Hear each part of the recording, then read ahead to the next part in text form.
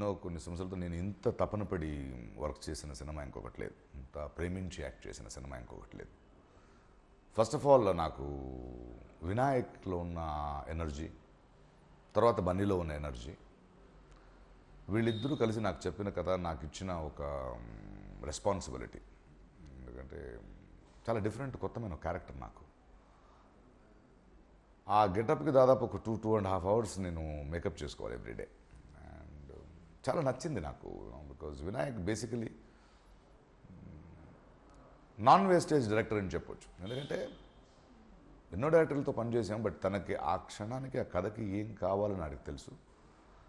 And honesty and responsibility రెండూ ఉన్న ఒక అద్భుతమైన ఒక మనిషి.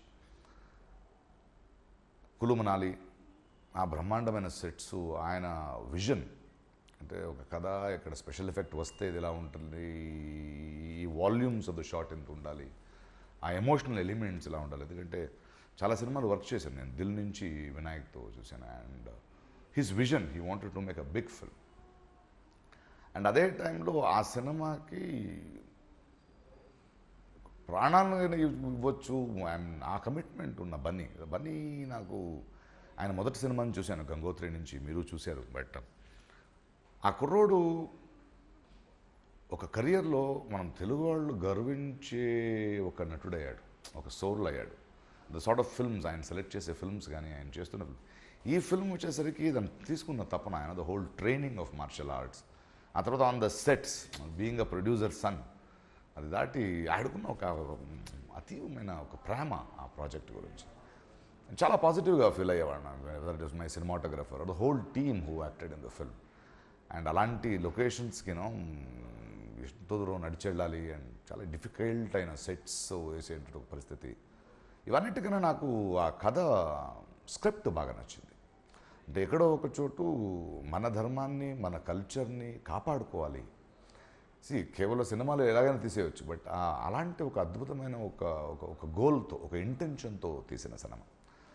నాకు దేవుడి మీద నమ్మకం ఉందా లేదా అనేది వేరు, బట్ దెన్ ఒక కల్చర్ అని వచ్చేసరికి ఒక మన దేశానికి కల్చర్ వేరు కదా, అది దాన్ని కాపాడుకోవాలనే ఒక తపన, దానికి ఒక సబ్జెక్ట్, అలాంటి ఒక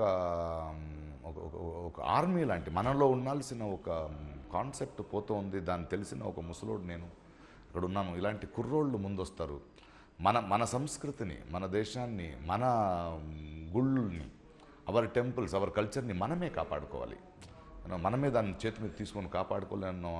ఆ ఒక్క స్ట్రింజ్ ఉన్న కథ పరంగా నేను ఈ సినిమా నాకు ఎందుకు నచ్చిందంటే, మన కల్చర్ని, మన టెంపుల్స్ని, మనదని ఏముందో దాన్ని కాపాడుకోవాలంటే మనమే రెడీ అవ్వాలి, ఒక జనరేషన్కి రావాలి. So that is a very good ఒక attitude of the director and of the story teller నచ్చింది నాకు. అండ్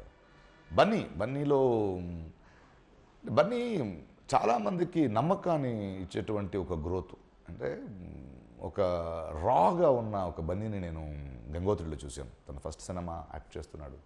ఆ ఫస్ట్ సినిమా యాక్ట్ చేసే ముందు అన్నయ్య గారు షూటింగ్ కానీ మిగతా వాళ్ళందరూ షూటింగ్ వెళ్ళేవాడు, నా షూటింగ్ కూడా వచ్చేవాడు. ఏం చేస్తున్నావు బన్నీ అంటే, ఊరికే మిమ్మల్ని అందరినీ చూస్తున్నాను, మీరు ఎలా ఒక సీన్ చేస్తారు అని. అంత సీరియస్గా తీసుకోలేదు, బికాజ్ ప్రొడ్యూసర్ సన్ అదంటే. బట్ అక్కడ చెప్పినట్టు చాలా వెరీ రాగా ఉన్నాడు గంగోత్రి. ఆ తర్వాత కూడా ఆడు సినిమాలు చేసి నేను పరుగు వచ్చేసరికి, బట్ ఆ రానెస్లో ఒక్కటి మాత్రం మారలేదు బన్నీ దగ్గర, తపన అండ్ హార్డ్ వర్క్. తను ఎవరు నీ వల్ల ఇది కాదంటే ఎందుకు కాదనే ఒక క్వశ్చనింగ్ ఉంది కదా. అండ్ ఎందుకు కాదనే క్వశ్చనింగ్ యూజువలీ నేను ఆల్మోస్ట్ ఒక 300 ఫిల్మ్స్ చేశాను, నాకు చాలా ఆర్టిస్టులు గుర్తు. అది నాకు అన్నీ తెలుసు అనే అహంకారంతో వచ్చేది కాదు. నాలో లేనంటున్నారా, దాన్ని నేను నేర్చుకుంటాను. Is very humble in his learning.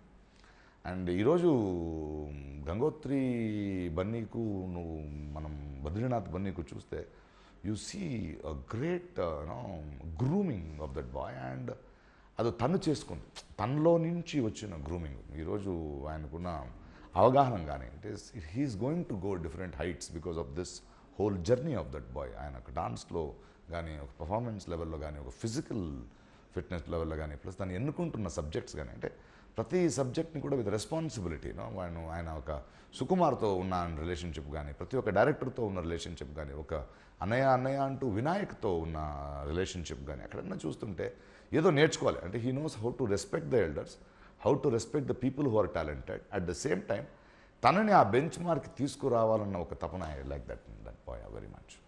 So getup నిజంగా మా కథ చెప్పినప్పుడు కొన్ని విజువల్స్ నాకు ఇచ్చారు, అండ్ వెంటనే ఆ ఏజ్, ఆ ఎలిమెంటు, ఆ గాంభీర్యం, ఆ గత్తు ఎలా రావాలని మనం ఆలోచించాం. Then I had to get a specialist makeup from Mumbai, and నా లక్ష్మణ్ కానీ, అక్కడ విద్యాధర్ భట్టే కానీ, నా పర్సనల్ మేకప్ అని ఆయన ఇద్దరూ కలిసి ఆ గెటప్ ఇచ్చారు. దానికి ఒక పెద్ద ఓపిక కావాలి.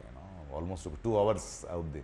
అంటే ఒక 5 hours తర్వాత అయితే దాన్ని పీల్ అయిపోద్ది, చాలా నరకం. సో ఆ ప్రెషర్ తెలుసుకుని వినాయక్ తనకి ఏం కావాలి ప్రతి షాట్లో తెలుసు కాబట్టి నా వర్క్ మాత్రం త్వరగా ఫినిష్ చేసి అందులో ఇలా చేసేయడం అనేది. ప్లస్ మళ్ళీ డబ్బింగ్ వచ్చేసరికి మళ్ళీ పప్పుతో కూర్చొని, వినాయక్తో కూర్చొని దానికి మనం ఒక బేస్ వాయిస్ ఎలా తీసుకోవాలి, ఒక విస్పర్ బూత్ తీసుకురావాలా. ఎందుకంటే ఆ వాయిస్ మిగతా సినిమా వాయిసెస్లా ఉండకూడదు, బట్ అలాగే నా వాయిస్గా ఉండాలి. దాన్ని ఎలా మనం రివర్ట్ చేయగలుగుతాను.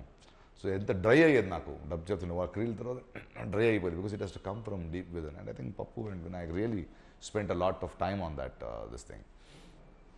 And the way they presented the characterisations also చూస్తే చాలా చిన్న కొన్ని సీన్స్లే ఉంటాయి, but they so much of silence in the character and the presence of the character. నేను వినాయక్ చెప్పాను, వినాయక్ ఇందులో నా నటించడం ఏం పెద్దది లేదు, నాకు మహానటుడుగా నటించాల్సిన అవసరం లేదు, బట్ ఉండాలి.